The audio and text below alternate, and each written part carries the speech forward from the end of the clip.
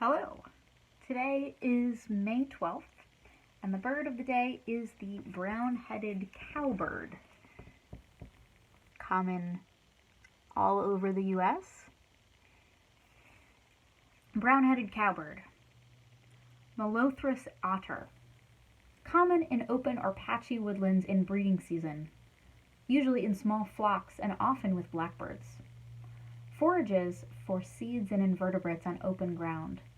Smaller and shorter-tailed than blackbirds, with stout bill and pointed wings. Male distinctive, with glossy black body and brown head. Female paler gray-brown than blackbirds. Voice. Song, a series of low gurgling notes followed by thin sliding whistles.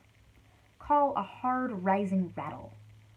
In flight, male gives a high, thin, whistled see-tee-tee-tee-tee.